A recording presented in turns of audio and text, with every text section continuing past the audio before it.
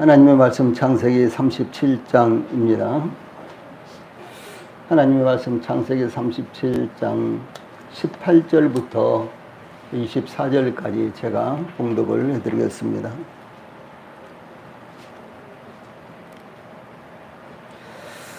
예, 하나님의 말씀 창세기 37장 18절부터 24절 말씀 지금 봉독을 해드리겠습니다. 요셉이 그들에게 가까이 오기 전에 그들이 요셉을 멀리서 보고 죽이기를 꾀하여 서로 이르되 꿈꾸는 자가 오는도다. 자, 그를 죽여 한 구덩이에 던지고 우리가 말하기를 악한 짐승이 그를 잡아먹었다 하자. 그의 꿈이 어떻게 되는지를 우리가 볼 것이니라 하는지라. 루벤이 듣고 요셉을 그들의 손에서 구원하려 하여 이르되 우리가 그의 생명은 해하지 말자. 루벤이 또 그들에게 이르되 피를 흘리지 말라. 그를 광야 그 구덩이에 던지고 손을 그에게 대지 말라 하니 이는 그가 요셉을 그들의 손에서 구출하여 그의 아버지에게로 돌려보내려 함이었더라. 요셉이 형들에게 이르매 그의 형들이 요셉의 옷 곧 그가 입은 채색 옷을 벗기고 그를 잡아 구덩이에 던지니 그 구덩이는 빈 것이라 그 속에 물이 없었더라. 아멘. 24절까지 봉독을 해드렸습니다.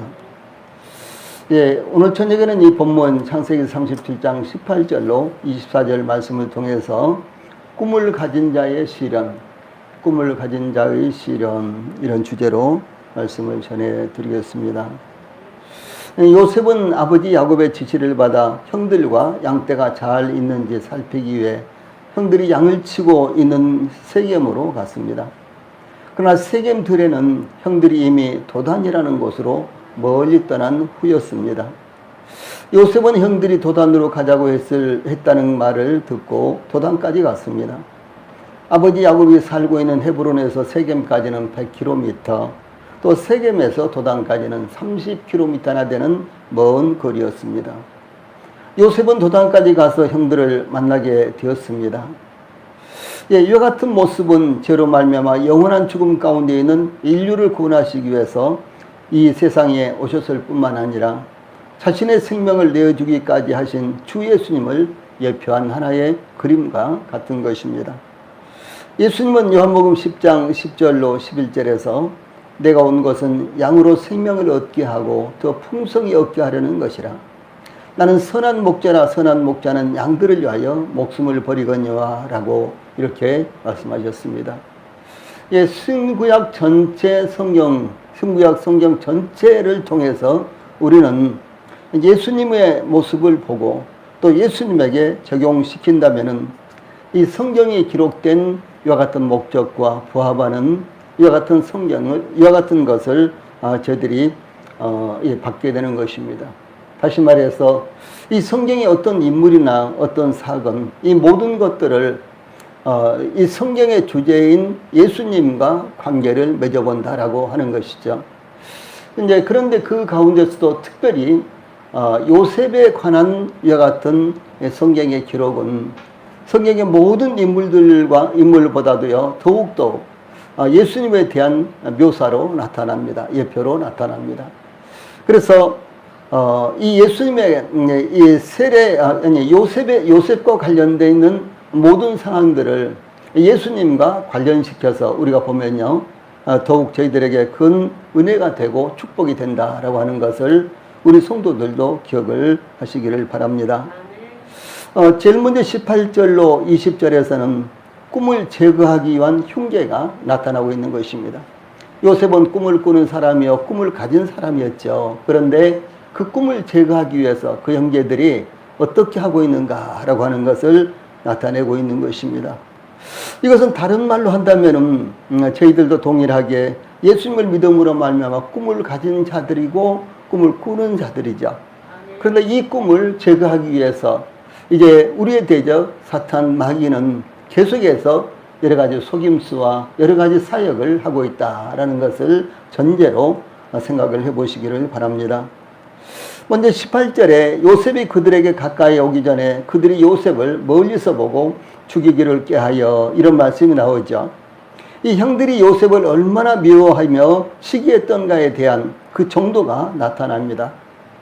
예, 그 정도는 요셉을 죽일 마음을 가질 정도로 요셉을 미워하고 시기했다라고 하는 사실입니다.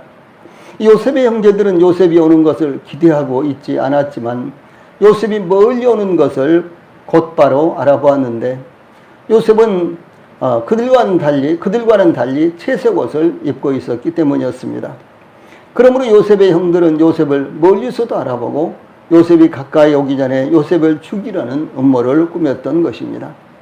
이것은 주 예수님께서 아기로 태어나자 헤롯이 아기 예수님을 죽이기 위해 그때로부터 2살 아래의 아기들을 다 죽였던 것과 비슷한 것입니다. 주 예수님이 아직 멀리 계셨을 때이지만 그때로부터 예수님을 죽이기 위해서 갖가지 음모를 꾸몄던 대적들, 그런 모습을 여기서 보는 것입니다. 또한 예수님께서 안식일에 병을 고쳤다는 것 때문에 마태복음 12장 14절에 보면 바리새인들이 나가서 어떻게 하여 예수를 죽일까 의논하거늘 이렇게 예수님을 죽일 계획을 일찌감치 꾸미고 있는 것을 증거하고 있습니다. 더구나 형들은 요셉이 멀리 오는 것을 보고 19절 20절에서 서로 이르되 꿈꾸는 자가 오는도다. 자, 그를 죽여 한 구덩이에 던지고 우리가 말하기를 악한 짐승이 그를 잡아먹었다 하자. 그 꿈이 어떻게 되는 것을 우리가 볼 것이니라 라고 이렇게 이야기하고 있습니다. 이 형제들 중 누가 먼저 요셉을 죽이자고 앞장서서 말하는 것이 아니라 이구동성으로 똑같은 생각을 품고 있었다는 것을 의미합니다. 19절에 서로 이르되 이렇게 시작하고 있죠. 예, 그래서 누구라고 할 것 없이 모든 형제들이 일제히 같은 생각과 같은 목소리로 요셉을 죽이자고 이렇게 말했다는 것입니다. 요셉은 다른 형제들과는 다르게 아버지 야곱의 사랑을 독차지하였습니다. 야곱은 요셉에게만 채속옷을 지어 입혔습니다. 야곱은 요셉을 그의 집에서 왕자처럼 대우하였던 것입니다. 더구나 요셉은 형들의 비리를 아버지 야곱에게 알려드렸습니다. 그러므로 형들은 요셉을 미워하게 되었으며 편안하게 말하지 않았습니다. 그러나 그것만이 아니었습니다. 요셉은 2차례 꿈을 꾸고 형제들과 아버지에게 알려드렸는데 그 꿈은 요셉이 왕이 되고 그의 부모와 형제들은 그 앞에 엎드려 절하는 그런 꿈이었죠. 그러므로 요셉의 형들은 요셉을 더욱 미워하고 시기했다라는 사실이 여기 창세기 37장 4절, 8절, 11절 계속해서 나오고 있습니다. 이 요셉의 형제들은 요셉이 가까이 오자 요셉이 그렇게 먼 곳까지 찾아오는 이유도 물어보지 않고 죽이기로 계획한 것입니다. 그래도 네가 여기까지 무슨 일이냐 이렇게라도 물어봐야 되잖아요. 그렇죠? 그런데 요셉의 형들은 전혀 그런 생각이 없었다라고 하는 것입니다. 그건 무엇입니까? 오직 미워하고 오직 시기에서 어떻게 하면 죽일까라고 하는 그런 생각에 빠져 있었기 때문에 다른 것은 생각지 못했습니다. 요셉의 형제들은 최소한도 아버지 야곱의 안부라도 물어보았어야 했던 것입니다. 그러므로 요셉의 형제들은 아버지 야곱에 대해서도 불만을 갖고 있었다는 것을 의미합니다. 이와 같이 예수님도 세상에 오셔서 하나님 말씀을 전파하셨지만 유대인들은 예수님의 말씀에 귀를 기울이지 않고 이 막무가내로 예수님을 거부하였고 죽이려고 했던 것과 어쩌면 이렇게 똑같은 상황이 일어나고 있는 것입니다. 이와 같이 요셉의 형들은 집에서 멀리 떠나 아버지 야곱의 양떼를 먹이고 있었는데 그들을 찾고 찾아서 다가오는 요셉이 오는 것을 멀리서 보고 요셉을 죽이자고 서로 말했습니다. 요셉의 형들이 요셉을 시기하고 미워하는 마음은 요셉을 죽이고자 하는 극단적인 상황에까지 이르렀습니다. 요셉의 형들은 그의 아버지 야곱이 죽었을 때 창세기 50장 15절에서 요셉이 혹시 우리를 미워하여 우리가 그에게 행한 모든 악을 다 갚지는 아니할까 이렇게 생각을 했죠. 그리고 요셉의 형제들은 요셉을 미워해서 자기들이 죽이려고 했던 것과 마찬가지로 이제 아버지 야곱이 돌아가셨으니까 혹시 요셉이 자기들을 미워해서 죽이지 않을까 이렇게 그야말로 겁을 먹고 있는 그런 모습이 나타나고 있습니다. 또 에서가 야곱을 미워하여 아버지 이삭이 죽을 때가 가까웠으니 야곱을 죽이겠다고 마음먹은 내용이 창세기 27장 41절에 나타납니다. 하나님께서 이스라엘에게 십계명을 주실 때 둘째 계명을 선포하시는 둘째 계명이 무엇입니까? 첫째 계명은 둘째 계명이 무엇입니까? 첫째 계명은 너무 쉽고 뭘 만들지 말라 그랬죠. 그렇죠. 그러니까 생각나죠. 예, 우상을 만든 이제 하나님을 비교해서 이제 우상을 만들지 말라. 위로 하늘에 있는 것이나 아래로 땅에 있는 것이나 땅 아래 물속에 있는 어떤 형상이든지 만들지 말고 거기 절하지 말라. 나 하나님, 나 여호와 하나님은 질투하는 하나님이신즉 나를 미워하는 자의 죄를 갚되 3, 4대까지 이르게 하고 나를 사랑하고 순종하서 나를 사랑하는 자들에게는 1000대까지 그 복이 이르게 하리라. 이렇게 말씀하셨죠. 예. 그래서 이 둘째 계명을 선포하신 후에 지금 말씀드렸던 대로 출애굽기 20장 5절에 보면은 나 여호와 너희 하나님은 질투하는 하나님인즉 나를 미워하는 자의 죄를 갚되 아비로부터 아들에게로 3, 4대까지 이르게 하거니와 이렇게 말씀을 하신 것입니다. 이 고린도 교회는 시기와 분쟁이 만연했다라고 고린도전서 3장 3절에 기록되어 있습니다. 이 시기심은 다른 사람이 잘 되는 것을 못마땅하게 여기고 미워하여 투정을 부르는 마음을 의미합니다. 미워하거나 시기하는 것은 결국 다툼을 일으키는 것으로 발전하는 것입니다. 잠언 10장 12절입니다. 예, 그러므로 사도 요한은 요한일서 2장 9절 그리고 11절에서 빛 가운데 있다 하면서 그 형제를 미워하는 자는 지금까지 어둠에 있는 자요 그의 형제를 미워하는 자는 어둠에 있고 또 어둠에 행하며 갈 곳을 알지 못하나니 이는 그 어둠이 그의 눈을 멀게 하였음이라 이렇게 증거했습니다. 그래서 이 성경에서 시기심 또 미워하는 것 이것이 얼마나 큰 죄로 발전하고 있는가를 말씀하고 있을 뿐만 아니라요. 또 성경에서 시기심 미워하는 것 이것은 대단히 큰 죄로 말씀하고 있다라고 하는 것입니다. 어떤 분들은 마음속에만 있는 것인가 죄가 되겠느냐 뭐 이렇게 생각할 수가 있죠. 그러나 시기심이라든가 미워하는 것은 마음속에만도 있을 수가 있는 것입니다. 그런데도 불구하고 하나님께서는 이 시기심과 미워하는 것을 굉장히 큰 죄로 여기고 있다라는 사실을 우리 성도들은 항상 마음에 두시기를 바랍니다. 이 가까운 사람들 또 서로 사랑하는 사람들끼리는 미워할 리가 없죠. 또 뭐 잘 되면 더 내가 잘 되는 것처럼 좋아하죠. 그런데 이제 저하고 조금 거리가 있는 사람들 그리고 그것이 가족들이든 무슨 회사 직장 동료 뭐 친구들이든지 심지어 성도들일지라도 나와 조금 거리가 있는 사람들이 잘 된다든가 혹은 또 좋지 않게 여겼을 때 시기심과 혹은 또 질투 또 미워하는 이와 같은 마음을 우리는 흔히 갖고 있습니다. 예, 그러므로 우리 성도들이 시기심과 미움 이것이 얼마나 큰 죄라는 것을 항상 기억을 하시고요. 혹시 그런 마음이 들었을 때 속히 하나님 앞에서 회개하시고 버리시고 그런 마음을 가능한 한 빨리 버리시는 것이 우리 성도들의 영적 생활을 위해서 대단히 필요한 것이다 라는 사실을 항상 마음에 두시기를 바랍니다. 그러므로 이 잠언에서는 잠언 15장 17절에 채소를 먹으며 서로 사랑하는 것이 살찐 소를 먹으며 서로 미워하는 것보다 나으니라 이렇게 교훈을 하고 있습니다. 아마 제가 왔을 때 우리 황 집사님 내외는 한 번도 다투시거나 아이고 미워 뭐 이런 생각이 든다거나 그럴 때는 한 번도 없었을 것 같아. 내가 지금 뭐 한 20여 년을 계속 보고 있지만은 그런데 부부 사이에도 때로는 미울 때가 있죠. 그렇죠. 때로는 부부 사이에도 되게 미울 때가 있는 거거든요.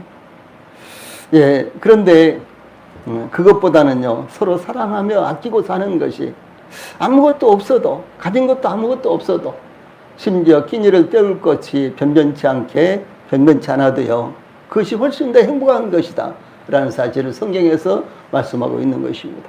그러므로 얼마만큼 물질을 얻을까 얼마만큼 부유하게 살까 여기에 초점을 맞추지 말고 그리스도 안에서 어떤 것이 행복한 것인가 여기에 초점을 항상 맞춰야 된다라는 사실을 우리 성도들이 기억을 하시기를 바랍니다.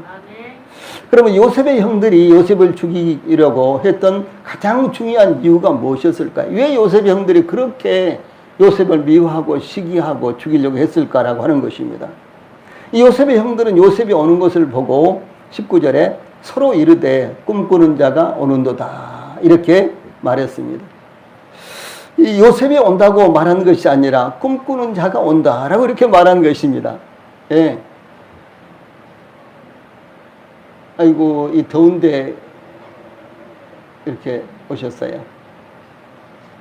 아이고 반가워요. 예. 예, 요셉이 오는 것을 보고 야 11째가 온다 어디나 요셉이 온다 이렇게 말하는 것이 아니라 꿈꾸는 자가 온다라고 이렇게 말했다는 것이죠. 우리 성도님들, 우리 그리스도인들은 모두 다 꿈을 꾸는 자들이요 꿈을 가진 자들입니다. 예, 우리가 구원받고 우리가 구원받자마자 하나님께서 우리들에게 소망을 주셨는데 그 소망이 바로 꿈 아닙니까? 그랬죠. 그리고 우리 모든 성도들이 나는 꿈을 가진 자다, 나는 꿈을 꾸는 자다라는 사실을요 항상 마음에 두십시오. 나이는 지금 나이가 많은데 내가 앞으로 발전하면 뭘 발전할 수가 있겠어? 혹시 그런 생각을 갖더라도요.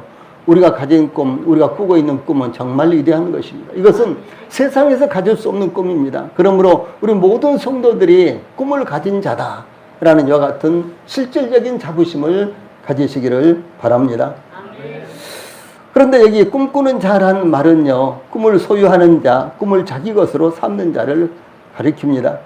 더 나아가서 꿈들의 주인, 꿈들의 명수 이런 말로서요 조롱과 경멸과 추모심을 나타낼 때는 꿈장이 몽상가 이렇게도 말하는 것입니다. 특별히 이제 이 요셉의 형제들은 꿈꾸는 자가 온다 이렇게 했을 때요 그것을 그냥 너무너무 부러워서 자랑스러워서 이렇게 한 것이 아니라 미워서 조롱하는 말로 지금 동생을 이렇게 부르고 있는 거예요. 자, 그렇다면 무엇입니까? 우리 그리스도인들이 갖고 있는 꿈은 당연히 믿지 않는 사람들이 볼 때는요 조롱의 대상이요 비웃음의 대상이 될 수 있다라고 하는 사실을 여기서 말씀하고 있는 것입니다. 이것을 항상 염두에 두어야 되는 거예요. 우리 그리스도인들은 최고의 꿈, 이것은 세상에서 돈으로 그 무엇으로도 우리가 아무리 노력해도 살 수 없는 꿈이지만은 그러나 세상 사람들이 볼 때는 이것을 아주 우스꽝스럽게 조롱의 대상으로 볼 수도 있는 것이다 라고 하는 사실을요 항상 마음에 기억을 하시기를 바랍니다. 그래서 이 요셉을 가리켜서 형들은 좋은 의미로 꿈꾸는 자라고 부른 것이 아니라 비난하고 조롱하는 의미로 그렇게 불렀던 것입니다. 이것은 요셉이 꿈을 가졌다는 의미로 형제들의 미움을 사며 형제들로부터 미움을 사며 죽이고자 했던 결정적인 동기가 바로 요셉이 꿈을 가졌다는 이유 때문이었다라고 하는 사실입니다. 그러므로 요셉의 형들은 그를 죽여 한 구덩이에 던지고 우리가 말하기를 악한 짐승이 그를 잡아먹었다 하자. 그러니까 아버지에게 악한 짐승이 요셉을 잡아먹었어요. 이렇게 말하고요. 그리고 이제 그 꿈이 어떻게 되는 것을 우리가 보자라고 20절에 이렇게 모의하고 있는 모습을 볼 수가 있습니다. 요셉의 형들은 요셉을 죽이는 방법으로 한 구덩이에 던져 죽이자고 했습니다. 사막에는 물이 없는 천연 동굴이나 구덩이가 많았습니다. 그 구덩이에 짐승이나 사람이 빠진다면 스스로의 힘으로는 살아나올 수가 없었습니다. 또한 광야에서 누군가가 그 곁을 지나가다가 구조한다는 것도 불가능한 일이었습니다. 그러므로 요셉을 구덩이에 던져 죽이고자 의견을 모았습니다. 요셉에 대한 시기심과 미움이 결국 동생 요셉을 죽이기로 결정을 한 것입니다. 유대인들은 예수님을 죽이기 위해서 수없이 의논하고 기회를 엿보았습니다. 결국 가룟 유다를 매수하여 예수님을 사로잡고 총독 빌라도 앞에서 요한복음 19장 6절에 보면요, 대제사장들과 아랫 사람들이 예수를 보고 소리질러 이르되 십자가에 못 박으소서 십자가에 못 박으소서 하는지라. 빌라도가 이르되 너희가 친히 데려다가 십자가에 못 박으라. 나는 그에게서 죄를 찾지 못하겠노라. 이렇게 빌라도가 선언을 하는데 이와 같은 내용은 공관복음에 여러 번 나타나고 있습니다. 요셉의 형제들이 죄 없는 요셉을 죽이기로 공모한 것처럼 유대인들은 죄 없으신 예수님을 십자가에 못 박아 죽이기 위해서 총독 빌라도 앞에 벌떼처럼 달려들었다라고 하는 사실입니다. 이와 같이 힘 없이 당한 요셉을 통해서 아버지 하나님의 명령을 끝까지 순종하되 죽기까지 순종하신 예수님의 모습이 나타나고 있습니다. 즉 모든 시기와 증오를 자신의 고난으로 받아들이면서 인류 구원의 큰 뜻을 이루신 예수님의 모습이 요셉을 통해서 예표로 나타나고 있습니다. 요셉의 형제들은 요셉을 죽이고 아버지 야곱을 속이기로 계획을 세웠습니다. 뿌리 깊은 야곱 집안의 속임수와 간사함이 또다시 번뜩이며 나타난 것을 볼 수가 있는 것입니다. 예, 결정적인 기회가 올 때마다 야곱 집안에는요, 이와 같이 아주 전통적으로 그 집안에 있는 속임수, 이것이 발휘되고 있는 이와 같은 모습을 볼 수가 있는 것입니다. 야곱은 아버지 이삭을 속였고 창세기 27장 19절 20절이죠. 야곱의 아들들은 세겜 족속들을 속였습니다. 창세기 34장 19절입니다. 야곱은 이제 그가 속였던 대가를 하란의 외삼촌 라반에게서 또 그런가 하면은 이제 자식들에게서 되돌려 받고 있는 모습이 나타나고 있는 것입니다. 우리는 이제 본문에서 꿈을 꾸는 사람, 꿈을 가진 사람은 시련을 받는다는 것을 교훈받습니다. 요셉은 그의 꿈 때문에 죽음에 이르는 시련을 받게 된 것입니다. 그러므로 꿈을 꾸는 사람, 꿈을 가진 사람은 시련과 고난을 받는다는 것을 우리 성도들이 잊지 않기를 다시 한번 바랍니다. 다음에 21절로 22절은 요셉을 구출하려는 루벤의 그 책임감 넘치는 모습이 나타나고 있습니다. 요셉의 형제들이 요셉을 죽이고 아버지 야곱에게는 짐승이 요셉을 잡아먹었다고 말씀드리기로 결정했는데 그 중에서 루벤은 요셉을 죽이는데 동의하지 않았습니다. 즉 형제들의 요셉에 대한 적의 속에서도 요셉을 살려 아버지에게로 되돌려 보내려는 루벤의 마음이 나타나고 있습니다.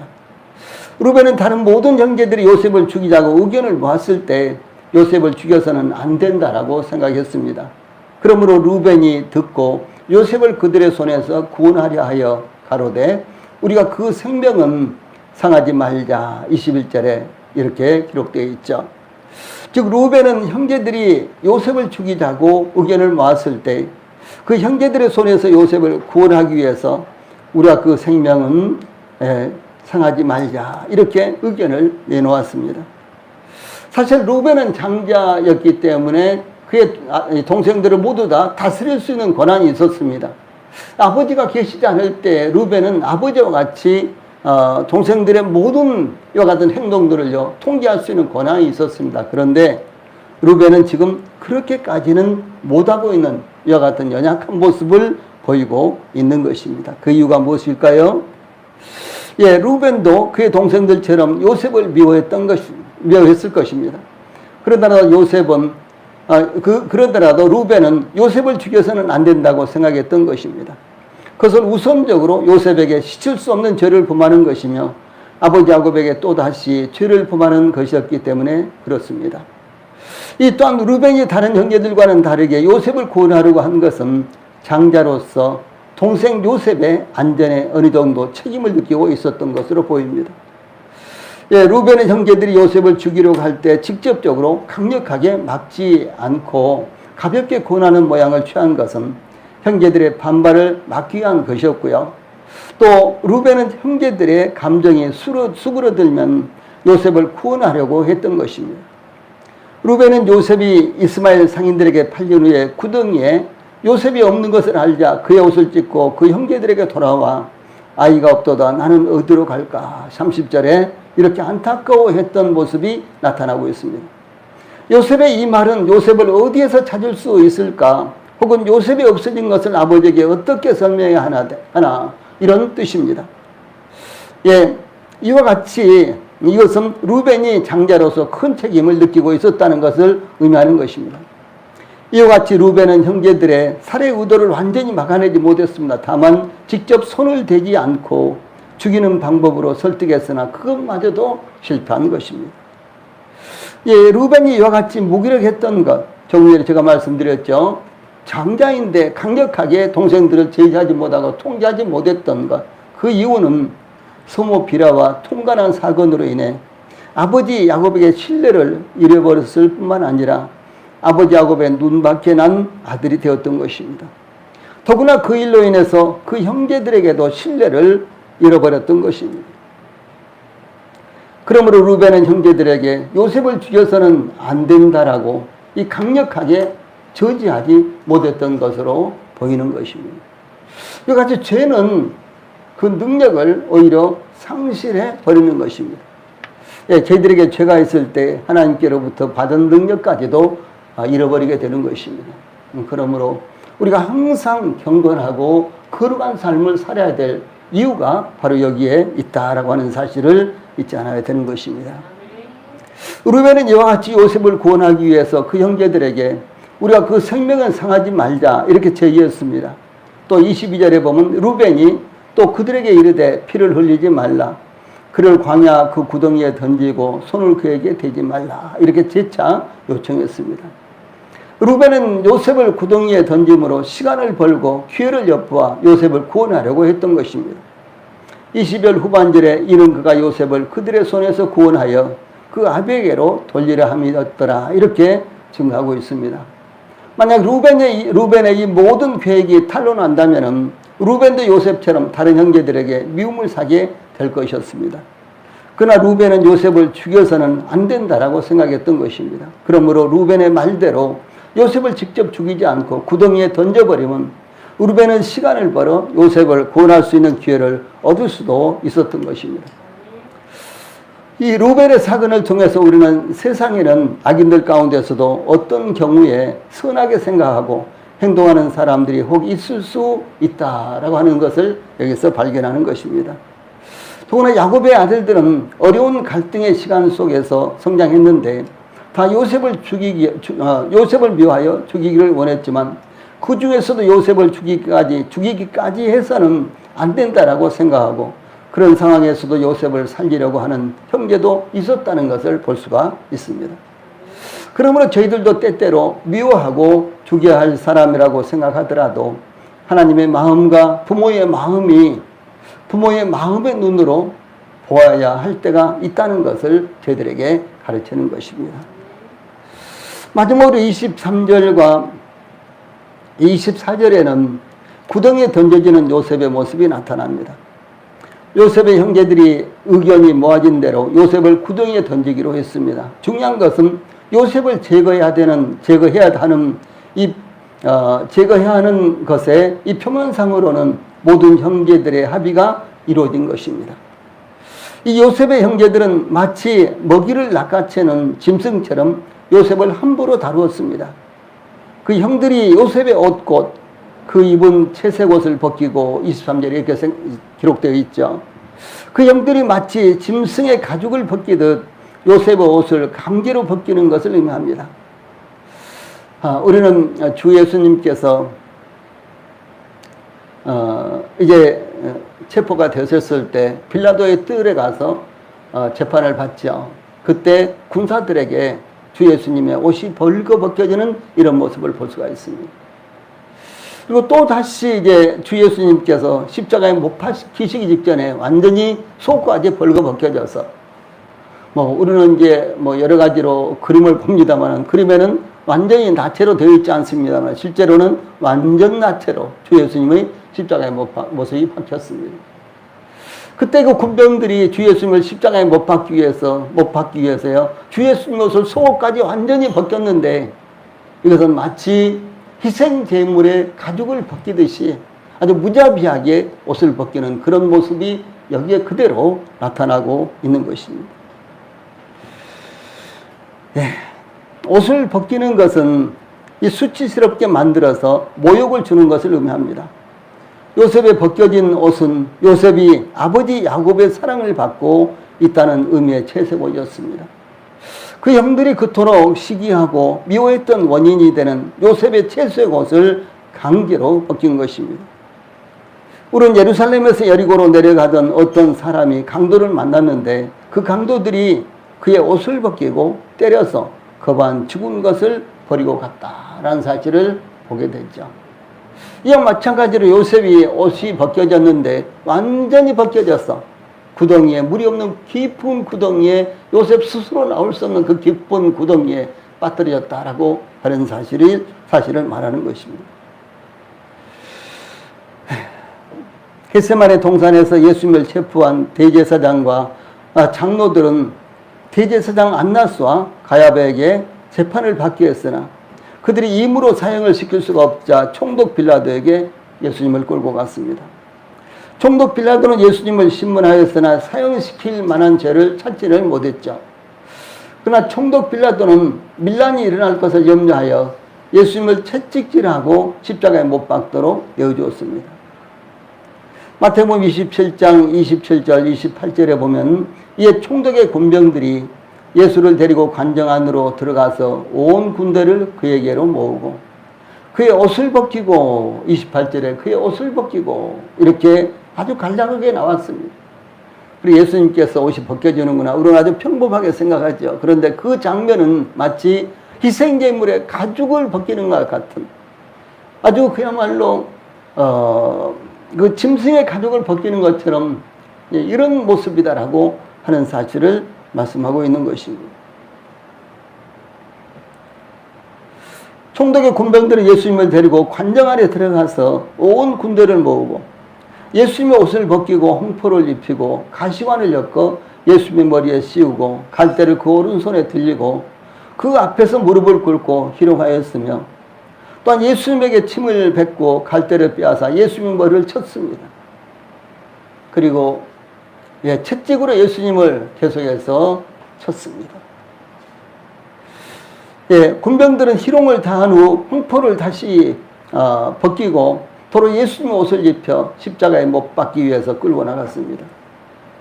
예수님에 대해서 그것만이 아니었습니다. 사도 요한은 요한복음 19장 23절에서 군인들이 예수를 십자가에 못 박고 그의 옷을 취하여 라고 예수님의 옷을 벗겨서 그들이 나눠 가졌다는 것을 의미합니다. 시편 기자는 시편 22편 18절에 내 겉옷을 나누며 속옷을 제비 뽑나이다 이렇게 증가하고 있습니다. 그래서 예수님께서 십자가에 못 박히시기 직전에 옷이 완전히 벗겨지고 그리고 완전히 벗겨진 상태에서 십자가에서 못 박혀 죽음을 당하셨다라고 하는 사실입니다. 성령에서 옷을 벗기는 것은 그 직위를 빼앗는 것이며 죄악의 모습을 드러내는 것을 의미합니다. 아담과 하와가 하나님께서 금하신 실과를 따먹은 후 자신들이 벗은 것을 알고 무화과나무 잎으로 치마를 만들어 입었습니다. 그들은 동산에 거니시는 하나님의 소리를 듣고 하나님의 낯을 피하여 동산나무 사이에 숨었습니다. 그때 하나님께서 아담을 부르시며 내가 어디 있느냐 이렇게 물으시죠. 그때 아담이 내가 동산에서 하나님의 소리를 듣고 내가 벗었으므로 두려워하여 숨었나이다 라고 창세기 3장 10절에 이렇게 대답하는 모습이 나타납니다. 이와 같이 벗기는 것은 수치와 두려움과 지위에서 탈락시키는 것을 의미를 하는 것입니다. 요셉의 채속옷을 벗긴 형들은 그를 잡아 구덩이에 던지니 그 구덩이는 빈 것이라 그 속에 물이 없었더라 라고 요셉을 잡아 물이 없는 깊은 우물과 같은 구덩이에 던졌습니다. 요셉은 힘으로 형들을 이길 수 없었으며 발버둥 쳤지만 형들의 의도를 막을 수도 벗어날 수도 없었습니다. 그로부터 약 20년이 지난 후 요셉의 형들은 요셉이 발버둥 치면서 살려달라고 애원하며 애걸하던 것을 그때까지 생생하게 기억하고 있었어요. 그것이 창세기 42장 21절 22절에 나타납니다. 그들이 서로 말하되 우리가 아우의 일로 말미암아 범죄하였도다.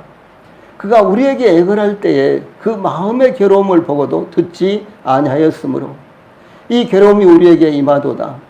루벤이 그들에게 대답하여 이르되 내가 너희에게 이 아이에 대하여 죄를 짓지 말라고 하지 아니하였더냐. 그래도 너희가 듣지 아니하였느니라. 그러므로 그의 핏값을 치르게 되었도다. 이렇게 이야기를 하죠. 20년이 지났어요. 그런데 그 요셉이 발버둥 치면서 액을 복걸하면서 형들 제발 살려줘. 제발 죽이지 마. 이렇게 하면서요. 애원하던 것을 그 형들이 생생하게 20년이 지난 그때까지도 기억하고 있었다라고 하는 사실이죠. 그래서 이것이 얼마나 비참하게 이루어진, 얼마나 무정하게 이루어진 일인지 나타내고 있는 것입니다. 이와 같이 요셉이 애원하고 사정했지만 형들은 이 곰주린 짐승들처럼 요셉을 구덩이에 던져넣었습니다. 선지자 아모스는 아모스 6장 6절에 대접으로 포도주를 마시며 귀한 기름을 몸에 바르면서 요셉의 환난에 대하여는 근심하지 아니하는 자로다. 요셉의 환난이라는 말을 사용합니다. 그리고 요셉이 얼마나 여기서 고난을 당했는가 이런 모습을 이렇게 묘사하고 있습니다. 이 요셉의 환난을 타락하여 심판 직전에 있는 이스라엘의 모습으로 비유를 했습니다. 그러므로 요셉의 환난이 얼마나 컸으며 견디기 어려운 고난이었는지를 증가하고 있습니다. 이스라엘에게 임한 이와 같은 고난은 어떻게 됐습니까? 요셉의 환난, 그것은 어떻게 됐습니까? 결국 북왕국도 멸망을 하고 남왕국도 멸망을 하죠. 예루살렘이 무너졌습니다. 그래서 소수의 이 살아남은 사람들은 포로가 됐고요. 그래서 포로가 된 이와 같은 포로들은 그때가 겨울이었습니다. 완전히 발과 벗겨진 채로 그들은 쇠줄에 묶여서, 쇠줄에 손이 묶여서 내지는 이 쇠골이 이렇게 꿰져서 묶여가지고요. 그래서 바벨론까지 끌려갔습니다. 이스라엘에서 바벨론은 약 1000km 정도 됩니다. 그런데 그 1000km 되는 거리를요, 그 겨울에 그야말로 이 생선이 엮어진 것처럼 엮여져 가지고 끌려갔다라고 하는 사실입니다. 이것이 요셉의 환난이에요. 네. 그러므로 요셉의 환난이 얼마나 컸던가를 이렇게 묘사한 것입니다. 우리가 다음 시간에 살펴보겠지만 요셉은요 이제 애굽으로 팔려가죠. 예. 어떻게 완전히 발가벗겨진 채로, 그리고 꽁꽁 묶여진 채로 도망갈까 싶어서요, 꽁꽁 묶여진 채로 이렇게 애굽으로 팔려가고 끌려갔습니다. 이것이 요셉의 환난이었습니다.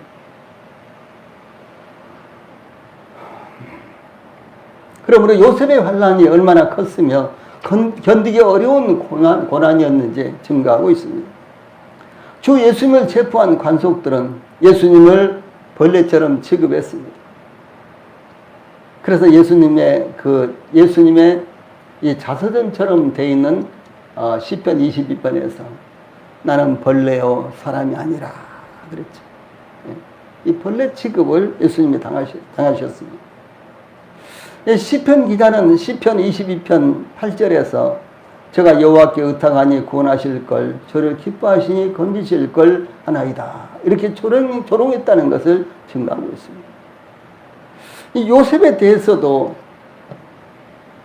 우리가 그를 죽이면은 지가 꾼 꿈이 어떻게 되나 보자, 이렇게 조롱했다는 것이죠. 예수님을 조롱한 것과 똑같은 것입니다. 이렇게 요셉을 조롱한 것입니다. 이와 같이 요셉의 고난과 시련은 주 예수님의 고난을 예표하는 것이었습니다. 주 예수님께서 고난을 받으신 것은 이 땅에서 이루셔야 할 일, 즉 꿈을 가졌기 때문이었습니다. 요셉의 고난과 시련도 요셉의 꿈을 꾸고 있었으며 그 꿈을 따라 살고 있었기 때문입니다. 그러므로 꿈을 가진 성도들은 고난과 시련을 받습니다. 하나님은 고난과 시련을 통해서 꿈을 가질 만한 사람으로, 꿈을 소유할 만한 사람으로 만들어가는 것입니다. 왜 요셉에게 그렇게 환난이 임하게 하셨을까? 고난과 시련이 임하게 하셨을까? 그것은 요셉이 꿈을 가진 사람으로서요, 꿈을 가질 만한 그릇으로 요셉을 만들어가는 이런 과정에 있었다라고 하는 사실입니다. 이와 같이 우리 성도들이 꿈을 가졌다는 것은 말씀드렸던 대로 얼마나 보람 있는 일입니까? 그 무엇보다도 가치 있는 것입니다. 그러므로 시련과 고난을 우리 주님 예수 그리스도를 바라보면서 꿈이 이루어질 때까지 우리 성도들이 감당하시기를 바랍니다. 기도하시고 마치겠습니다.